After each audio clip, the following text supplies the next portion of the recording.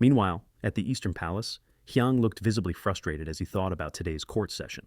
Why does the chief minister keep opposing me? Why are they so stuck in the past? Why do they keep bringing up the same old issues?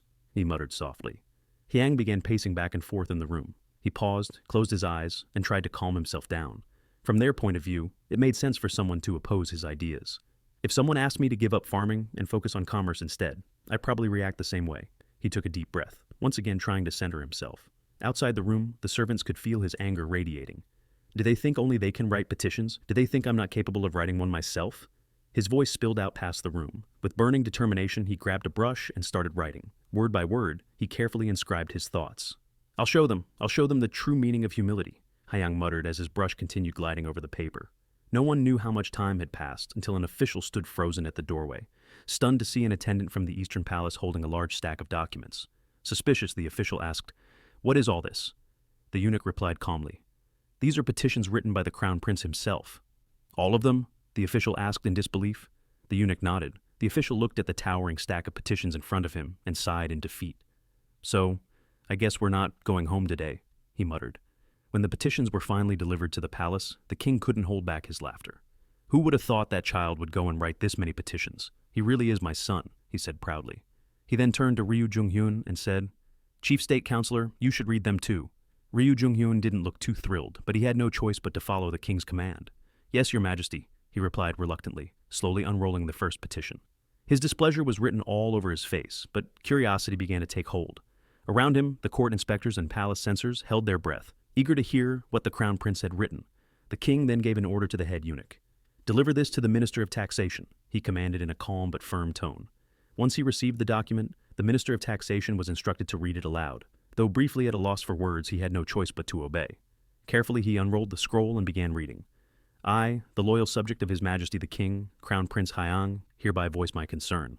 Some ministers have scolded and accused me of following the path of legalism, citing the fall of the Qin dynasty as an example. But the Qin didn't collapse because they followed legalism. The dynasty fell because Emperor Qin Shi Huang and his followers defied the heavenly order. They exploited and killed the innocent. So tell me, how could a dynasty like that not fall?"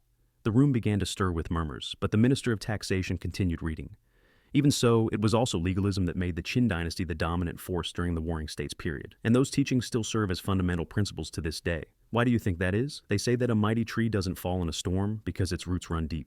Governing a nation is no different. For our newly established kingdom to grow into a mighty tree, I believe we must embrace a wide range of ideas and plant deep, expansive roots. Is Neo-Confucianism the only teaching one must learn in order to pursue the virtuous path laid out by the wise?" When the reading ended, silence fell over the court. The officials exchanged glances, unsure of what to say. The chief state counselor, who had disliked the crown prince from the beginning, could only hide his displeasure. "Isn't my son brilliant?" the king said with a chuckle. "This petition may be surprising, but there's a lot we can reflect on. That's why I want to hear your thoughts. Consider it carefully and give me a proper response." At His Majesty's command, the officials all bowed and answered in unison. A few days later, Crown Prince Hyang was walking alongside a palace eunuch. His mind was lost in thought. "Now that I've laid everything out, my heart feels lighter," he thought to himself. In the distance, a panicked voice rang out. "Minister, get up!" Hyang turned his head and saw a minister collapsed on the ground. His face was pale, and he couldn't even open his eyes. "I can't take this anymore," the minister whimpered helplessly. Another official pointed at a mountain of petitions stacked nearby. "Sir, now's not the time to be lying down. Look at all these petitions." The minister let out a miserable groan. "Just kill me. Just end it now," he muttered. Hyang, watching the scene unfold, could only sigh and think to himself. As expected, the opposing faction is still submitting petitions non-stop. If I want to gain the people's support, I need to make them understand the benefits of smallpox vaccination. Only when they believe in it can I introduce new policies. He let out a faint smile. "Just a little more. I just need to wait for the right moment." A few days later, during a court session, an official stepped forward with encouraging news. In the regions that had received smallpox vaccinations, the number of cases had drastically dropped. The entire room was stunned. Almost immediately, proposals to expand the vaccination program to other provinces were raised. King Sejong nodded slowly, his eyes gleaming with interest. "Excellent," he said. "In that case, let's expand the smallpox vaccinations to other provinces." One of the royal advisors spoke up, his voice cautious. "Your Majesty, with all due respect, I believe it's still too early to expand the vaccinations based on only a few cases. Furthermore, this inoculation method uses cowpox, which many find revolting. I suggest we observe the effects for a longer period before making such a major decision." King Sejong listened carefully, then gave a slight nod. "Very well. We'll wait a while longer. A few days later, King Sejong addressed the entire royal court. Most of the people in Gyeonggi province have now received the vaccination. While there have been a few side effects, neighboring provinces are already submitting petitions, pleading for the program to be extended to their regions. For the safety of the people, I wish to expand the vaccinations. What are your thoughts? The king asked. The chief state councillor quickly shook his head. Your Majesty, we must not act hastily. The current state of the national treasury cannot support a wider rollout. I strongly urge your Majesty to reconsider and delay the expansion.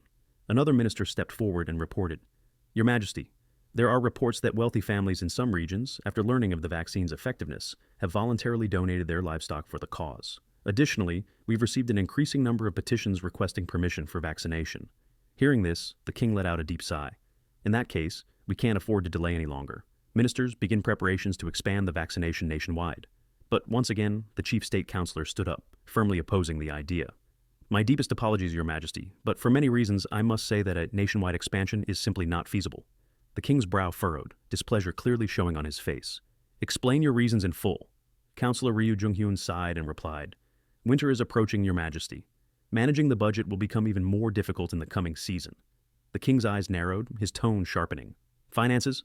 Can't we raise funds from the wealthy families who are already willing to donate their cattle? Many commoners are even offering financial support to make this vaccination possible. So, tell me, what is the real issue? Still, Ryu Jung-hyun stood his ground. Your Majesty, if we start pressuring scholars and officials to donate, there will be fierce backlash. And besides, the vaccine's effectiveness hasn't been fully proven. How can we inject this disgusting cowpox pus into our citizens' bodies without certainty? Moreover, the people performing the vaccinations are mere cattle herders, not trained physicians. King Sejong's hands trembled with rage. Veins bulged at his temples as his entire body shook. He roared, Ryu Jung-hyun, you contemptible wretch! Shut your cursed mouth right now! The counselor flinched, his face drained of color. The king pointed a shaking finger at him. The entire court fell silent. The ministers held their breath, some sighing quietly as if they had expected this moment. King Sejong grabbed the scroll in front of him and raised it high. Do you know what this is? This is the report on smallpox vaccinations in Hanyang. You keep saying this vaccine is disgusting and ineffective, but among all of you standing here today, not one of you is unvaccinated. Every single one of you, your families included, have already received it, and yet you still dare to claim it doesn't work and resist expanding it to the rest of the nation. The atmosphere grew heavier. King Sejong swept his gaze across the court. All the officials had their heads lowered, trembling in fear. You're all cowards, hypocrites, two-faced liars, he thundered. The ministers immediately dropped to their knees, their foreheads hitting the floor repeatedly. Your Majesty, we have sinned. We deserve death, they cried in desperation. But King Sejong showed no mercy. His voice echoed fiercely through the grand hall. I don't want to see any of your faces again. Get out of my sight, now! The ministers remained prostrated, still begging for forgiveness. Suddenly, the king stood and growled in frustration. Fine, I'll leave instead. I'll handle this myself. So, you bastards, and keep your mouths shut. With swift, angry steps, he stormed out of the royal court. What were you thinking? One of the ministers snapped at Ryu Jung-hyun. Don't you know when to speak and when to stay silent? But Ryu Jung-hyun was lost in thought. His eyes were blank. He didn't respond. He knew no words could fix what had just happened. The other ministers began murmuring among themselves, worry etched on their faces. What do we do now? Someone whispered. All we can do is perform a repentance ritual and find a way to expand the vaccination, another answered in despair. Heavy with emotion, they slowly left the court, one by one. The winter sky was a dull gray, and the cold wind cut through their bones. One minister muttered softly, In the middle of winter, and now we have to perform a repentance ritual. What miserable luck we have. As they exited the silent, chilling hall, Ryu Jung-hyun remained where he stood, frozen. His empty gaze stared into the marble floor, lost in a whirlpool of dread and regret. He remained still for a moment before letting out a long, heavy sigh, as if bearing the weight of history itself. I've lived too long, he murmured, his voice nearly swallowed by the silence. If this continues, history will only repeat itself. A new tyrant, but the same destruction. His fist clenched, his face twisted in bitterness as he finally stepped out of the court. The wind was biting, but in his eyes, a fire began to burn. Even if it cost me my life, I have to stop him. Meanwhile, in another wing of the palace, Hyang calmly listened to a eunuch's report. So that's what father did, he said, voice cold and flat. His eyes narrowed, deep in thought. The eunuch hesitated before continuing. After that, His Majesty went to see the queen. But instead of looking serious, he glanced at the eunuch beside him, eyes twinkling with mischief. Since things have turned out like this, should we just throw everyone into chaos? The eunuch froze, unsure if he had heard correctly. Forgive me, Your Majesty. Hyang chuckled softly. Don't worry, psychological warfare won't do much good right now. They've already begun their repentance rituals. Let them drown in their own anxiety. Outside, in the biting cold, the Minister of Taxation was kneeling on a ritual mat, grumbling under his breath. My knees are already killing me, and now I have to do a repentance ritual in this freezing weather. Suddenly, a royal messenger came running toward him in a panic. Minister, urgent news! The minister looked up, alarmed. What's going on? Why are you so worked up? The messenger took a deep breath and blurted, The chief state counselor. He's writing a petition criticizing His Majesty's actions. The Minister of Taxation felt like he'd been struck by lightning. What did you say? His face turned pale. After a moment of stunned silence, he bolted toward the chief counselor's residence. One question echoed in his mind. Has that old man finally lost his mind? When he arrived, he didn't even wait. He tried to barge straight in. We have to stop him. The commotion outside drew Ryu Jung-hyun's attention. He turned sharply toward the noise. But before he could speak, the minister burst in, his voice filled with disbelief and outrage. Chief Counselor, what do you think you're doing? He shouted. Is our repentance not enough for you? Have you gone mad? But Ryu Jung-hyun stood his ground. Calmly, he set down his writing brush and met the minister's eyes with a steady gaze. I must deliver this warning. This issue must be addressed fully and clearly, he said, voice low but unwavering. If you truly care about JOSEON's future, then you'll understand. The Minister of Taxation stared at him in disbelief. Chief Counselor, have you really lost your senses? Ryu Jung-hyun ignored him. With boldness, he shoved the minister aside. Out of my way. His Majesty has forgotten what it means to govern a nation, forgotten why ministers exist in the first place. With unwavering resolve, he grabbed the scroll containing his petition and strode out, fury burning in his chest. The Minister of Taxation stood frozen, then snapped out of it and chased after him in a panic. He looked at the other officials who were merely watching in silence. Why aren't you stopping him? Do you want blood to be spilled? One of them answered calmly. I won't stop him because I understand his reason. If someone wants to be a scholar of integrity, they must stand firm in their convictions. Not long after, Ryu Jung-hyun's petition reached the king. I, Ryu Jung-hyun, Chief State Counselor, bow my head to the ground and humbly present this grievance to your Majesty. The administration of a nation, as its name implies, is the act of governing. Thus, national policy must never be decided on a whim. Above all, the cornerstone of politics is consistency in decision-making. Without consistency, how can the people place their trust in their government? And yet, your Majesty's stance on the cowpox vaccination has strayed from that consistency. When we first discussed this matter, the plan was to first apply the vaccination in Hanyang to test its effectiveness, before considering a national rollout. This too was agreed upon by your Majesty. However, simply because a few voices requested broader access, you reversed your decision. How can such a reversal be called consistent? Furthermore, the matters of governance should always be carried out with mutual agreement between the king and his officials. Why does a king need advisors when making and implementing policies? Because it is impossible for a king to see and understand everything on his own. That is why he must consult with his ministers and listen carefully to their counsel. If a king decides and enforces all national matters on his own, what is the point of having a royal court? That would be no different from a dictatorship. And that is not the way of a true king. If a tyrant were to rise to the throne and push forward his political interests under the guise of urgency, what future would remain for JOSEON? To prevent that, the agreement between the king and his ministers must be upheld at all costs. As your subject, I humbly ask your Majesty to reconsider, at the very least, for the sake of JOSEON's future. In conclusion, I believe that the nationwide rollout of the cowpox vaccination, carried out for political purposes, must be stopped. This is because I truly believe that the vaccine has shown no proven results. And if one day it proves to be effective, I, Ryu Jung-hyun, will gladly offer up all of my property as compensation. No one dared to lift their head, let alone speak, until finally the king's voice shattered the silence. Have you read all of it? Yes, your Majesty, the chief eunuch answered, trembling with fear. The king's piercing eyes swept across the room, scanning each bowed head. His voice dropped an octave, deeper, colder, more dangerous. When I first heard of the benefits of cowpox vaccination, I did consider implementing it nationwide, but I didn't. Why? Because the right state counselor told me it was too reckless. I found that reasonable, and I accepted it. Now, let me ask you ministers, when have I ever used political power for selfish gain? King Sejong's face darkened, barely holding back his anger. The ministers sat frozen, barely daring to breathe. If a king merely waits for his ministers to reach a consensus, losing the moment to act, then isn't he nothing more than a coward, a useless figurehead? His fist slammed against the table. The sharp crack echoed through the room. Do you really not understand what I use political authority for? Cold sweat began to form on the ministers' foreheads. Some clenched their fists, struggling to contain the tension gripping their bodies.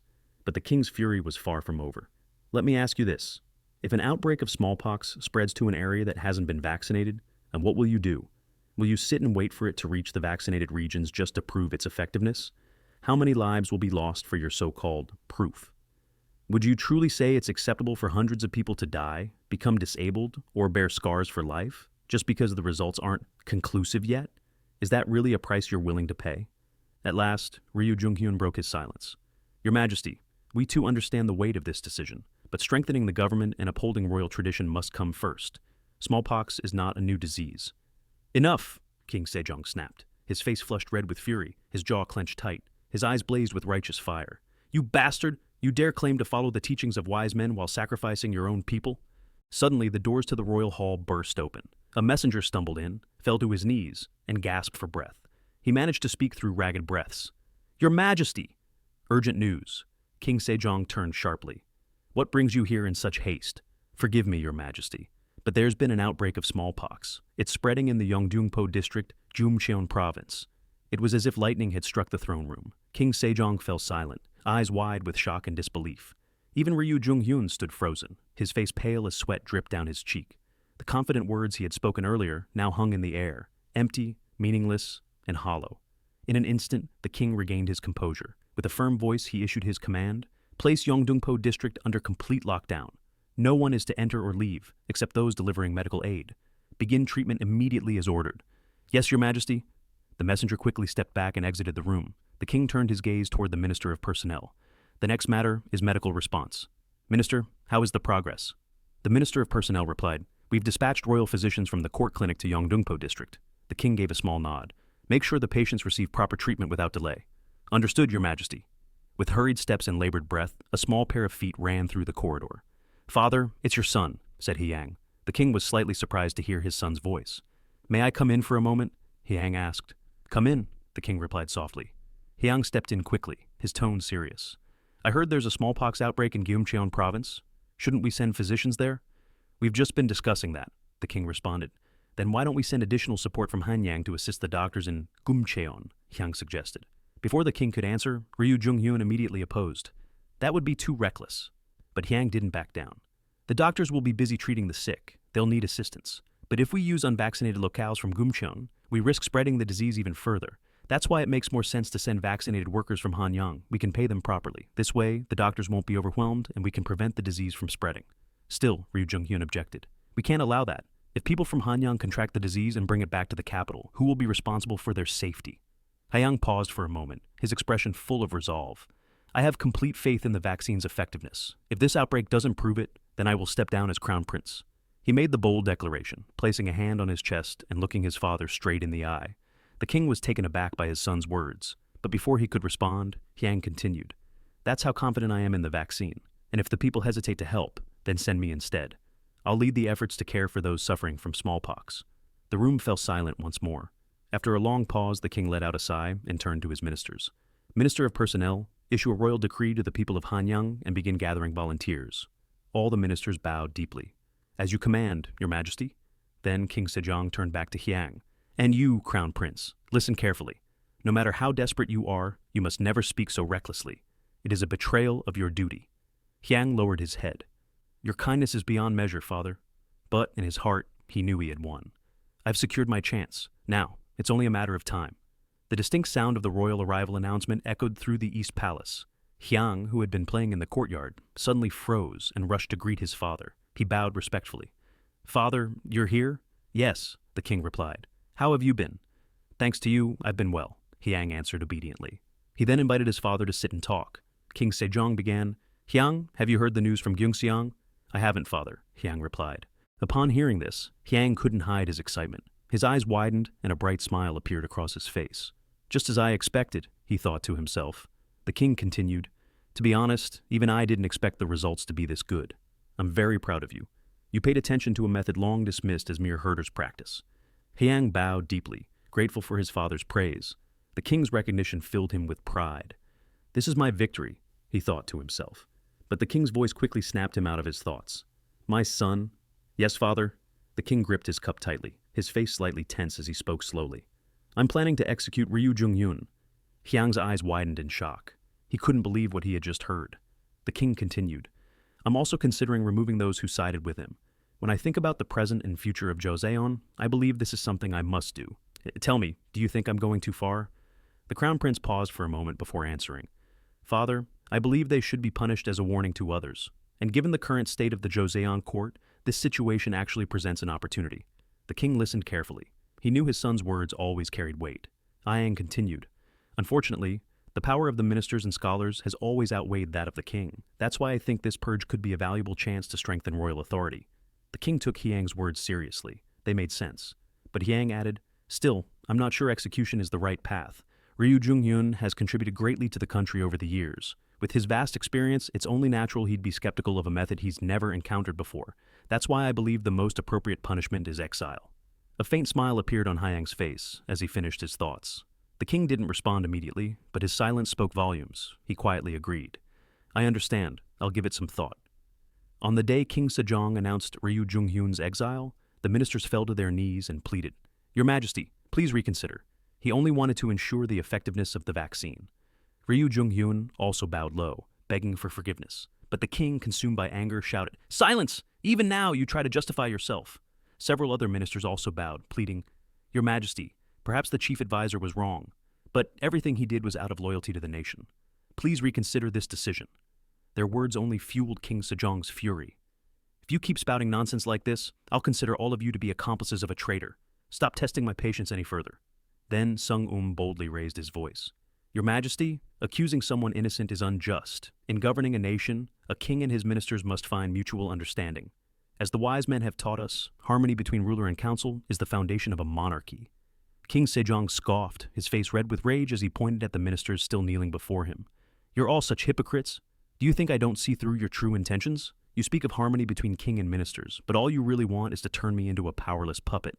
At that moment, the pressure on Ryu Jung-hyun was overwhelming. The entire hall was thick with suffocating tension. With a pale face and sweat dripping down his brow, he slowly lifted his head.